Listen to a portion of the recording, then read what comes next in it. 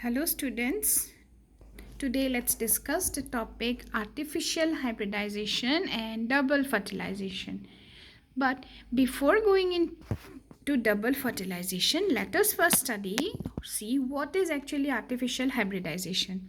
Now, artificial hybridization, it is actually a technique in plant breeding where crosses are made between different varieties, species and genera in order to combine their desirable characters in a single superior variety. That means here we consider two plants, okay, both with some desirable characters, and in then we fuse both the plants and try to develop a superior variety. This is very much useful in the plant breeding process, okay. Now, it is actually one of the major approaches in crop improvement where only desired pollens are used in pollination and the stigma of the desired plant is protected from the contamination from unwanted pollens. Okay, that means the whole process is done completely under the control of the breeder. Now, for undertaking this process, we actually carried out this by main two ways. One is called emasculation and the other is the bagging process. Now, emasculation means in very simple terms the removal of the male parts. Suppose in this angiospermic flower, these are the male parts, isn't it? That means the stamens. Now we have to remove the stamens. But normally what happened, this particular process or phenomenon is done during the evening time, okay, in the late afternoons, and then the breeder with very careful hand selects a bud and slowly, carefully he removes the stamens. As the stamens are removed, definitely the flower will become female one, isn't it? Now then it is covered with a bag, either with a muslin cloth bag, butter paper bag, okay. Now this prevent contamination by the other pollens, undesirable pollens, okay. That means the stigma is now protected. Then this covering of the flower or the bud with the help of a bag is known as the bagging process. Then in the next morning, the bag is removed and gradually pollens of the desirable plants are collected and dusted over the stigma of the flower. Okay, and then it is again rebagged. This way the pollination takes place. Okay, here the emasculated flower bud of the female parent and the floral buds of the male parent are bagged in order to protect them from contamination. That means both the flowers have to be covered properly. Okay, then after that pollens collected, dusted, and again it is rebagged. Now here when pollination takes place, definitely it will lead to further fertilization and the fruit that contains seeds of hybrid varieties are developed within that particular emasculated flower bud. Okay. The covering of the flowers by bags protect them from contamination by unwanted pollens. That means we are doing this process artificially, completely under our control.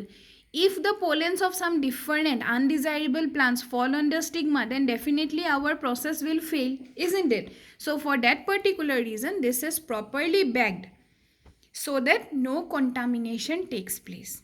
Okay, this is the process of artificial hybridization, which is very much important and helpful for the plant breeding process.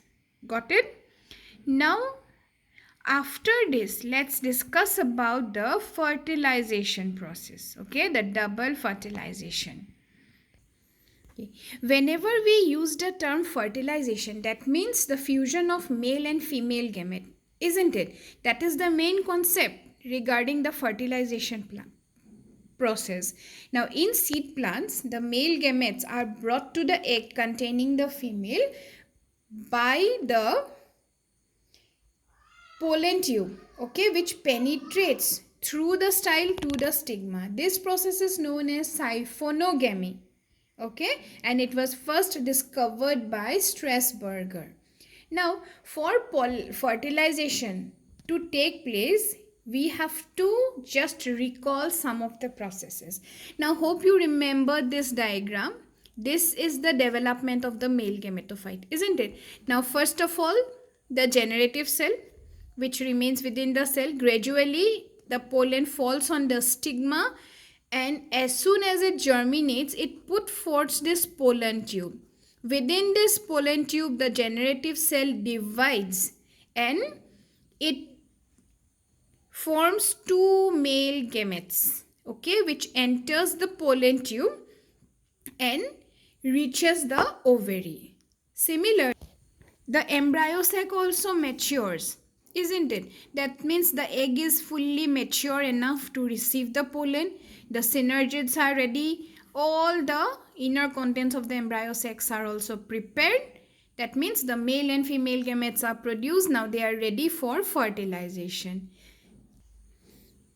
Now, as you can see in this diagram, here, first of all, to fertilization to take place, first what happens is the germination of the pollen grains on the stigma. That means as soon as the pollens fall on the stigma, the pollen pistil interaction starts. Okay, the stigma secretes sticky juice which helps the pollens, and plus it helps to germinate these pollens.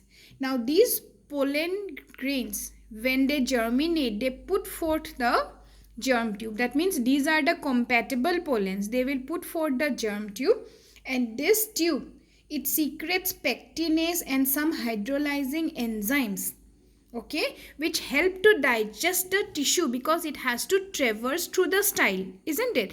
So for that particular reason, it will produce the enzymes and it will gradually digest the tissues and lead its path towards the ovary. Okay, so this is the ovary which bears the ovule. Now finally it will reach the ovule for fertilization. Now we are telling that the pollen tube passes through the style and reaches the ovary, isn't it? But this also occurs by three ways.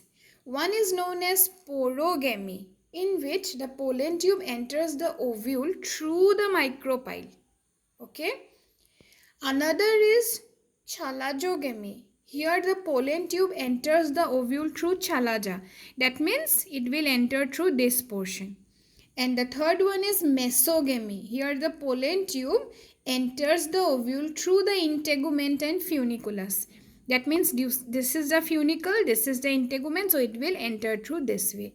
So they, according to how the pollen tube is entering the ovule and reaching the female gamete, it is of three types: porogamy, chalajogamy and mesogamy. Now here this is indicating the porogamy process where the pollen tube is entering through the micropyle. Okay. Now the pollen tube, it gradually enters into the embryo sac. Okay, and first of all, this is attracted by the secretion of the synergids. It enters the embryo sac by passing into one of the two synergids. First of all, it will reach one synergid. Now you can see in this diagram, okay, this is the synergid. And the pollen tube breaks open and releases its content. When it reaches the synergid, it will gradually dissolve and release its content.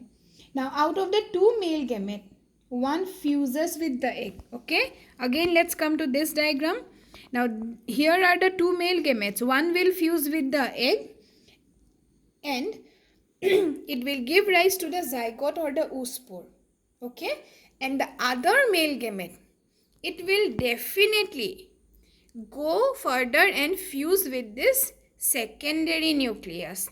Okay, and it will give a triploid cell, that is the endosperm, triploid primary endosperm nucleus. Got it? That means the two male gametes will fertilize twice, one with the egg cell and other with the definitive nucleus or the secondary nucleus. Now this forms the later, this triploid cell divides and forms the endosperm. Now in case of angiosperm, as the fertilization takes place twice, that is one male and female, another male and the secondary nucleus, it is known as double fertilization. Okay? Now, as you can see here, one male gamete with haploid chromosome set fuses with a haploid female gamete and it gives rise to a diploid zygote. Okay? The second male gamete, it fuses with the secondary nucleus, which is twisene, and give rise to the endosperm cells, which is trisene. Now, since here two male gametes are fertilizing twice, that's why this process is known as double fertilization. Okay? This is the process which occurs only in case of angiospermic plants, double fertilization. So this is a very important characteristics of the angiospermic plants. Again, see here, 3 chromosome sets are fusing together to form a primary endosperm nucleus, which later divides to form the endosperm. This is known as triple fusion. Okay, these are the two important processes which we observe in case of the angiospermic plants. Double fertilization process and triple fusion process. So if anyone asks you what is double fertilization, the process in which one male gamete fuses with the female to give the zygote and the other male gamete fuses with the secondary nucleus to give rise to the primary endosperm nucleus, which later divides to form the triploid endosperm. This is known as double fertilization, and the fusion of a haploid male to the diploid secondary nucleus to give rise to a triploid endosperm is called the triple fusion. Okay? So these are all about double fertilization and the fertilization process in angiospermic plants. Hope this is clear to you. Go through the videos properly. If you have any problem, then do consult.